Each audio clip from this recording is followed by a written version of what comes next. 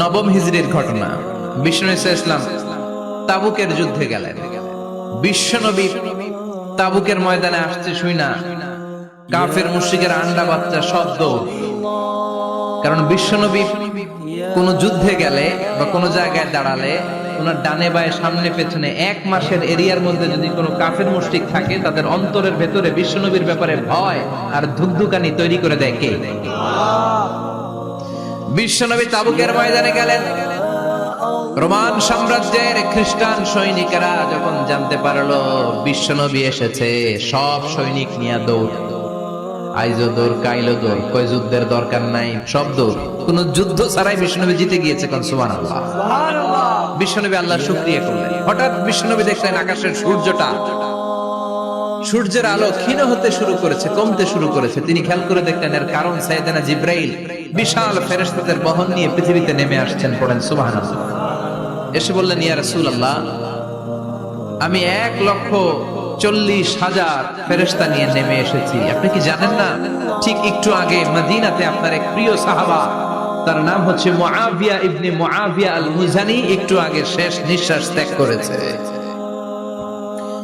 বিষ্ণু বললেন, ইন্না লিল্লাহি ওয়া ইন্না ইলাইহি রাজিউন।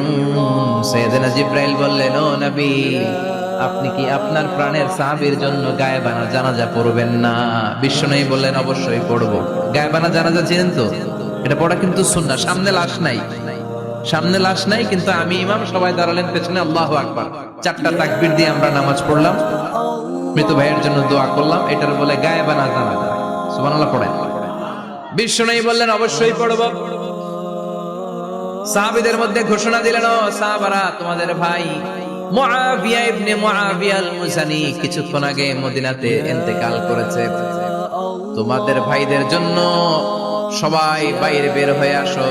এই মাত্র আমরা, এই মুহূর্তে আমরা গায়েবানা জানাজা পড়ব। বিশ্বনবী প্রথম কাতারে দাঁড়ালেন। হাজার হাজার সাহাবারা লাইন ধরে দাঁড়ালো। সাইয়েদনা জিবরাইল 1,40,000 ফেরেশতা নিয়ে সাহাবাদের পেছনে 2টা লাইনে দাঁড়িয়ে গেলেন। প্রথম লাইনে 70,000, দ্বিতীয় লাইনে আরো 70,000, 1,40,000 ফেরেশতাদের বহর। আর সাহাবারা মিলে আল্লাহু আকবার বলে গায়েবানা জানাজা শুরু করলেন। নামাজ শেষ। বিশ্বনবী তো অবাক, ঘটনা কি? কোন সাহাবীর গায়েবানা জানাজায় তো ফেরেশতা নামে না আকাশের উপর থেকে। বিশ্বনবী জিজ্ঞেস করলেন, জিবরাইল, কোন সাহাবীর গায়েবানা জানাজায় তোমরা আকাশ থেকে এত ফেরেশতার বহর নিয়ে নামো নাই? কি এমন আমল করেছে আমার মুআবিয়া? কি এমন ভালো গুণ ছিল, ভালো আমল ছিল, যার কারণে আরশের উপরে তার এত সম্মান, যার কারণে 1,40,000 ফেরেশতার বহর নিয়ে তোমরা দুনিয়াতে নেমে এসেছো? সাইয়েদনা জিবরাইল বললেন, নবী, তেমন কোনো বড় আমল নয়, ছোট্ট একটা আমল, কিন্তু আমলটারে ভালোবেসেছে কে?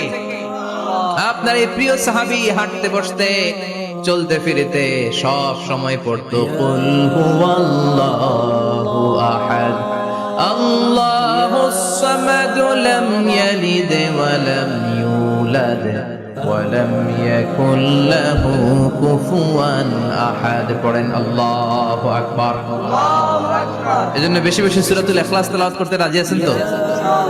মনে থাকবে?